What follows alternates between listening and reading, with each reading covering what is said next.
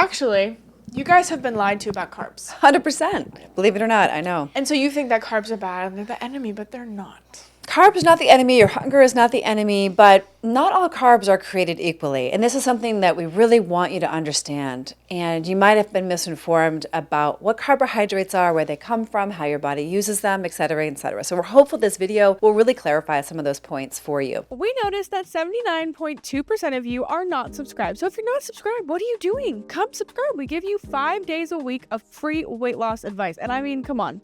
It's a pretty cool vibe over here. So I'd love it if you'd come join. We really appreciate all of your support. So please don't forget to subscribe. So what are carbohydrates? Where are they found? Well, carbohydrates are broccoli. Broccoli is a carbohydrate. Beans are carbohydrates. Grains are carbohydrates. And these are all whole foods. So are these bad for you? No. No. Did you lose over 100 pounds eating carbohydrates, Penelope? Yeah. Yeah. Did paleo for a while. She did keto for a while. Not processed carbohydrates, though. That's exactly the difference. Carbohydrates in their whole form. Now, That's you right. guys might be like, well, this is a good question. What happens if they eat the carbs and fiber? They can't really digest fiber. They should reach out to us, right? Yes, because this video is really just about carbs are not the enemy. Understand what carbs are and where they come from. Now, when you eat cakes, pastries, muffins, croissants, donuts, these are the dangerous carbohydrates. And they're also made of flour, so the sugar, fat, and salt. And this is the highly palatable foods that shift your brain into addiction, right? So when we talk, we don't want you to eat flour and sugar, right? These carbohydrates are dangerous, right? We don't want you to even eat tortillas. These carbohydrates are dangerous. But we're going to teach you how to make your own. So you can make your own tortillas out of buckwheat. You can make your own muffins out of buckwheat. And so buckwheat is one example of a whole grain. Would you call it a grain? That's actually, buckwheat actually is Buckwheat is classified as a pseudograin, so is quinoa, but they are pseudograins, right? They're not actually, they're considered seeds, not grains. And so we don't want to get into too much of the detail around a classification of different foods outside of carbohydrates, right? I just want you, because our minds, so for me, pasta and tortillas, my binge foods, 100%. Like you give me a bowl of pasta, I don't care how much is in that bowl or pot, I'm going to finish it. And I have overeaten so much. It's crazy. Penelope remembers, I used to have this like tortilla, cheese, onion phase. Yep. If the tortillas were in the house, I was going to eat them all. Yep. So now we have a new solution for that. And you're right, Penelope. It's whole grains if you're going to eat a grain. And that means quinoa, amaranth,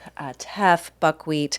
And another thing that our girls love and that we love are cauliflower rice. This got us many pounds gone because we wanted that rice texture because it can be so satisfying. Hunger is not only about our cells needing nutrition, it's also about our emotional well-being. And as we're healing our hunger, we're learning new methods to satisfy our emotional hungers that aren't food. And cauliflower rice is a great way to get some of those needs met on the way to solving your problems. And you can season cauliflower rice so it doesn't taste gross, because I know there's this big idea that it's gross, but you can also do this with broccoli. They're doing now. They're doing carrots. There are so many options, you guys. You can do mashed potatoes using squash, which is delicious. Jerusalem artichoke, parsnips. Yeah, there's a lot of options. It just takes, again, it's all about like knowledge. And then once you know how to do it, you never look back and you're like, I'm eating all this good food and I'm losing weight, and it becomes really fun. And one of the things that I've always loved, because pasta is, again, one of my binge foods, is I make pasta out of sweet potatoes, out of squash, out of zucchini, out of carrots. And personally, I really love Miracle noodles. Mom's not a huge fan of them, but they have fiber in them and they're delicious. A lot of our girls love them. They're so good. You probably lost 50 pounds eating Miracle noodles. Yeah, I love Miracle noodles. Yeah, and definitely check them out. It's definitely a grab and go food. Penelope's a very practical chef, not so much when it comes to baking, but when it comes to what she eats. Yes. And it's a great grab and go food. But I think it is considered a minimally processed food, which is fine. It just comes in a package, right? So I just want to be sure we're communicating clearly. But nutrient dense carbohydrates, just for you to remember, are like squash and zucchini and cauliflower and mushrooms. Absolutely.